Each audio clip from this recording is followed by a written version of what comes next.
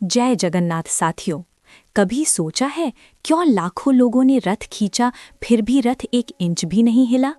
क्या सच में ऐसा कोई भक्त हो सकता है जिसके प्रेम के आगे स्वयं भगवान जगन्नाथ ठहर जाए?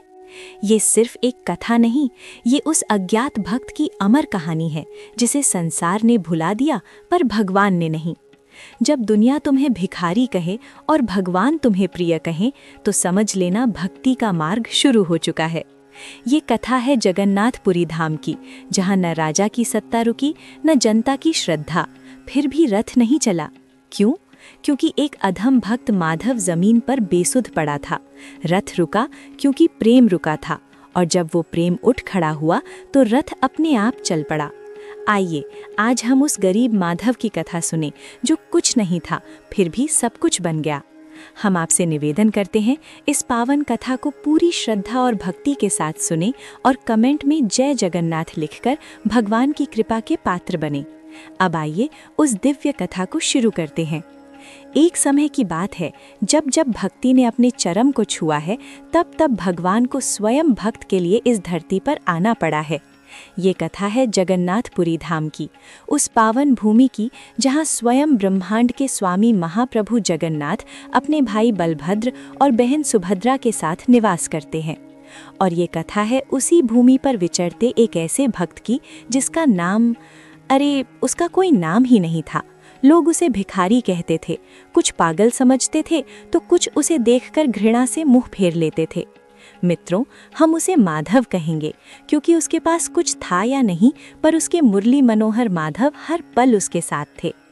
माधव का शरीर कहना भी उस ढांचे का अपमान होगा।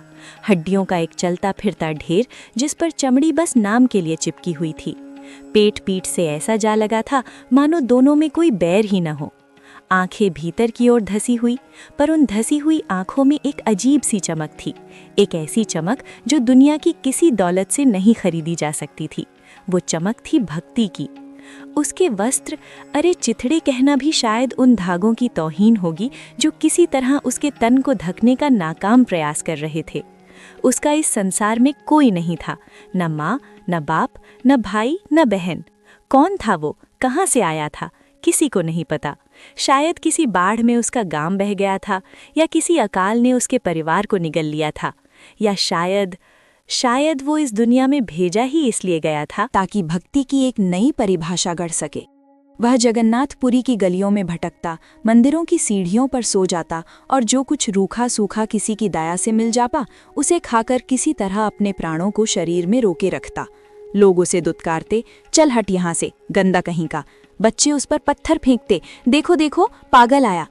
पर माधव के होठों पर न कोई शिकायत थी न कोई गाली। उसके होंठ तो बस एक ही नाम जपते रहते, जगन्नाथ, मेरे जगन्नाथ। उसकी दुनिया बहुत छोटी थी। सुबह आंख खुलते ही उसकी धसी हुई आंखें दूर से ही मंदिर के शिखर पर लगे नील चक्र को निहारती और उसके हाथ अपने आप जुड़ जाते। जय जगन्नाथ स्वामी, आज का दिन भी आपने दिखा दिया, आपकी बड़ी कृपा है प्रभु। फिर शुरू होता उसका दिन, पेट की आग बुझाने के लिए दर दर भटकना, पर इस भटकन में भी उसके कान मंदिर से आती घंटियों की ध्वनि पर लगे रहते। उसकी आंखें हर आते जाते भक्त में अपने प्रभु की छवि ढूंढती। उसे देखकर बड़े बड़े ज्ञानी और पंडित भी उपहास करते, देखो इसे, तन पर वस्त्र नहीं, पेट में अन्न नहीं और चला है भक्ति करने। अरे मूर्ख, पहले पेट पूजा फिर देव पूजा। माधव बस मुस्कुरा देता। वह उन्हें कैसे समझाता कि उसके लिए तो देव पूजा ही पेट पूजा थी। जगन्नाथ का नाम ही उसका अन्न था, उनका ध्यान ही उसका जल था। दिन बीत रहे थे, महीने गुजर रहे थे और अब वह समय आ गया था जिसका पूरे साल जगन्नाथपुरी के कण कण को इंतजार रहता है। रथ यात्रा, महाप्रभु की रथ यात्रा। पूरा नगर जैसे एक नई दुल्हन की तरह सजने लगा था। क्या राजा, क्या रंग, हर कोई इस महापर्व की तैयारी में जुट गया था। भव्य रथों का निर्माण हो रहा था। नंदी घोष, ताल ध्वज, दर्प दलन, कारीगरों के हथौड़ों की ठक ठक की आवाज़, बुरादे से उड़ती ताज़ी लकड़ी की सुगंध, रंगों की महक, सब कुछ मिलकर ऐसा दिव्य वातावरण बना रहे थे कि स्वयं देवता भी स्वर्ग से झांकने को आतुर हो उठे। और माधव ये सब अपनी धसी हुई आंखों से देखता। वह दूर एक कोने में बैठा रथों को तिल तिल बनता हुआ देखता। जैसे जैसे रथों का आकार बढ़ता जाता वैसे वैसे उसके हृदय में एक इच्छा, एक कामना, एक ऐसी तीव्र अग्नि धधकने लगती जिसे शांत करना उसके बस में नहीं था। वह इच्छा थी, बस एक बार, हे मेरे नाथ, बस एक बार मुझे अपने रथ की उस पवित्र रस्सी को छूने का सौभाग्य दे दो। मैं जानता हूँ प्रभु, मैं अधम हूँ, पापी हूँ, गंदा हूँ, ये दुनिया मुझे अछूत समझती है, पर तुम तो पतित पावन हो ना, तुम तो दीनों के नाथ हो।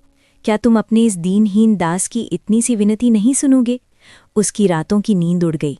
अब उसे भूख प्यास का भी एहसास नहीं होता था। वो बस एकटक उन रथों को देखता रहता और उसकी आंखों से अविरल अश्रुधारा बहती रहती। वो मन ही मन बातें करता, हे जगन्नाथ, सुना है तुम्हारी रस्सी को खींचने वाला जन्म मरण के चक्र से मुक्त हो जाता है। मुझे मुक्ति नहीं चाहिए प्रभु, मुझे तो बस तुम्हारा स्पर्श चाहिए, उस रस्सी का स्पर्श जिसे तुम स्वयं थामे रहते हो। क्या मेरा हाथ इतना अपवित्र है कि वो तुम्हारी रस्सी को छू भी नहीं सकता?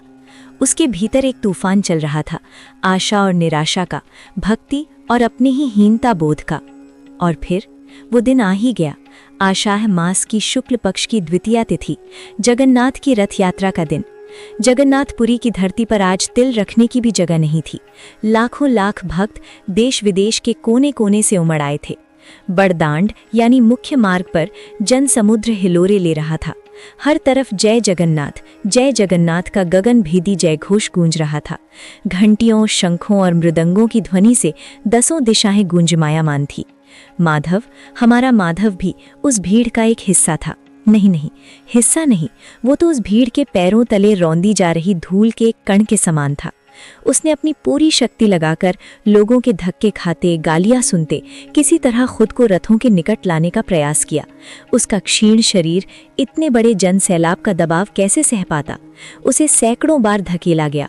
वो गिरा, उठा, फिर आगे बढ़ा। उसके पैरों में खरोंचे आ गईं, चिथड़े हो चुके वस्त्र और भी तार तार हो गए। पर उसकी आंखें तो बस एक ही चीज पर टिकी थी, नंदी घोष रथ की वो मोटी पवित्र रस्सी। वो किसी तरह घिसटता हुआ, लोगों के पैरों के नीचे से बचता हुआ रस्सी के कुछ ही गज की दूरी पर पहुंच गया।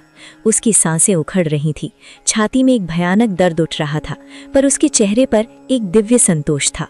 बस अब थोड़ा ही दूर मेरे प्रभु, मैं आ रहा हूँ। उसने अपना कांपता हुआ मैला कुचैला हाथ आगे बढ़ाया।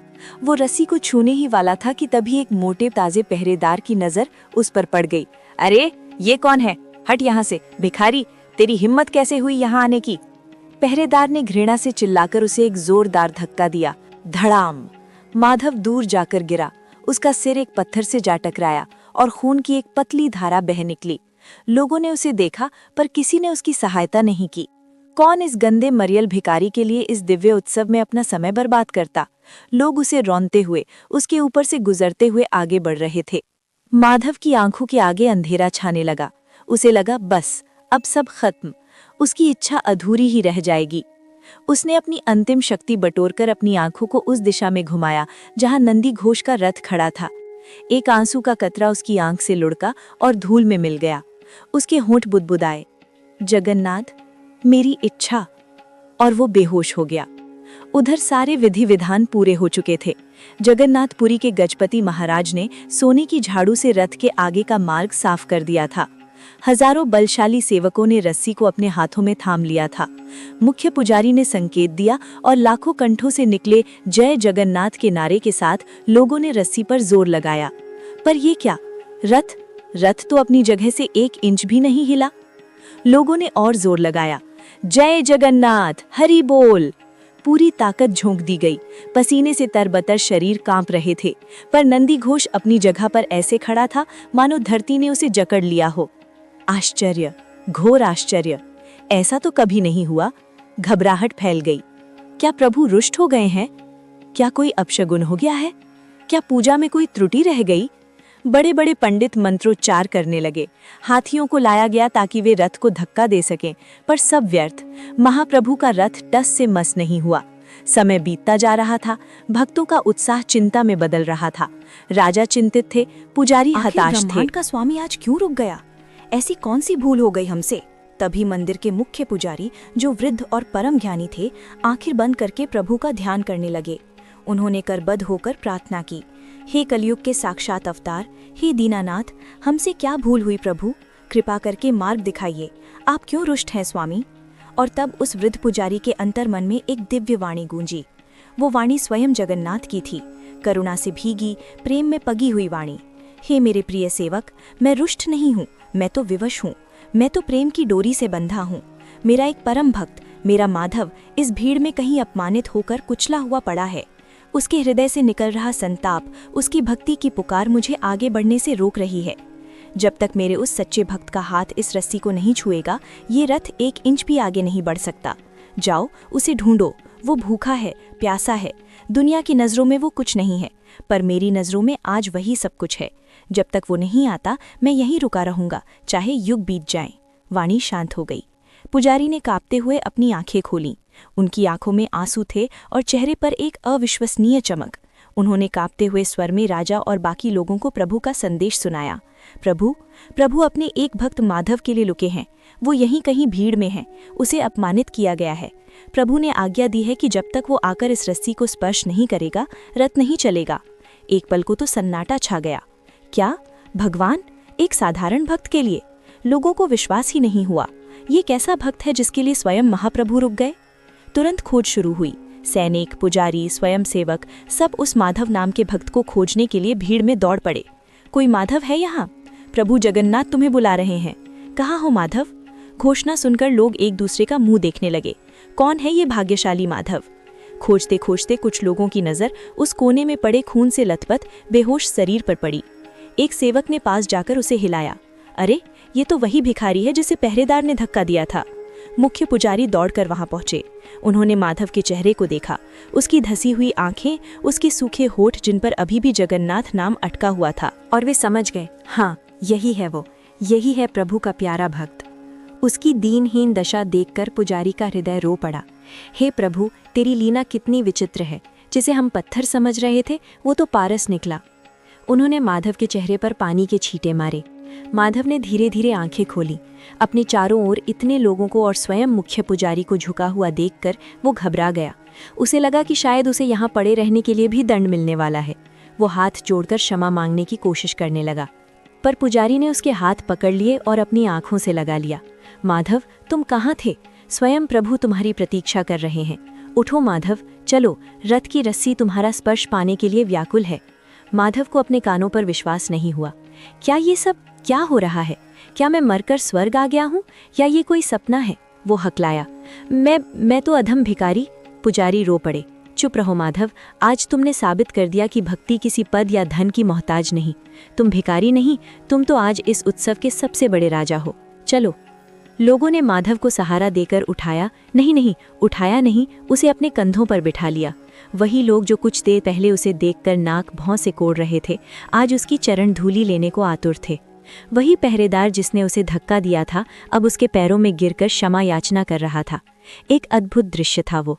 लाखों की भीड़ 2 भागों में बट गई और बीच में एक रास्ता बन गया। उस रास्ते पर लोगों के कंधों पर बैठकर माधव ऐसे जा रहा था जैसे कोई चक्रवर्ती सम्राट विजय यात्रा पर निकला हो। उसकी आंखों से आंसू थमने का नाम नहीं ले रहे थे, पर ये दुख के नहीं, परमानंद के आंसू थे। उसे नंदी घोष की रस्सी के पास लाया गया।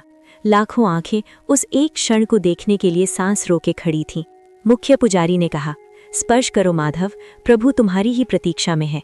माधव ने अपने कांपते हुए मैले हाथ को आगे बढ़ाया। उसकी उंगलियां, वो पतली सूखी कांपती हुई उंगलियां, जैसे ही उस मोटी भव्य रस्सी से छुईं, एक चमत्कार हुआ। घर घर, एक दिव्य ध्वनि के साथ नंदी घोष का विशाल रथ अपने आप आगे चल पड़ा, बिना किसी के खींचे। ऐसे चल पड़ा जैसे कोई माँ अपने खोए हुए बच्चे को देखकर उसकी ओर दौड़ पड़ती है। पूरा जन समुद्र जय जगन्नाथ, भक्त माधव की जय के नारों से गूंज उठा। आकाश से देवताओं ने पुष्प वर्षा की। हर कोई उस अद्भुत, अकल्पनीय, अविश्वसनीय दृश्य को देखकर रो रहा था। भक्ति की ऐसी विजय किसी ने कभी नहीं देखी थी।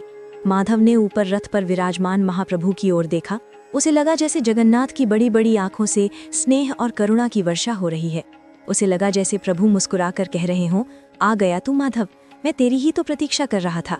बस, माधव को और कुछ नहीं चाहिए था। जीवन का परम लक्ष्य आज पूरा हो गया था। जिस स्पर्श के लिए वो युगों से भटक रहा था, वो स्पर्श आज उसे मिल गया था।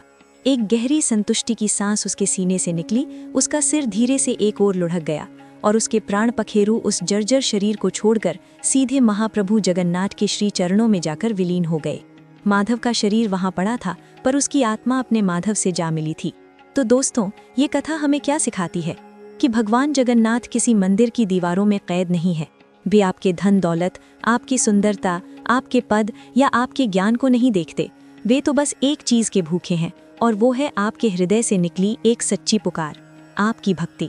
माधव के पास दुनिया का कुछ भी नहीं था, न घर, न पैसा, न सम्मान, पर उसके पास वो सबसे कीमती चीज थी जिसे दुनिया की कोई दौलत नहीं खरीद सकती, निष्कल निस्वार्थ भक्ति। और उस भक्ति में इतनी शक्ति थी कि उसने ब्रह्मांड के स्वामी को भी अपने रथ से उतरकर बीच रास्ते पर रुकने के लिए विवश कर दिया।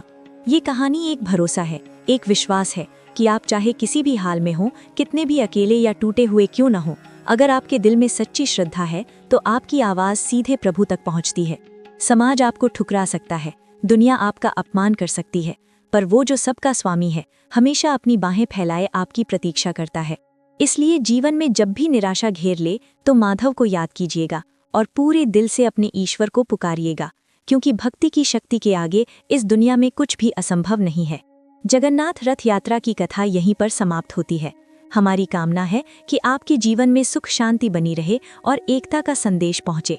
मित्रों, वीडियो देखने के लिए आपका हृदय से धन्यवाद।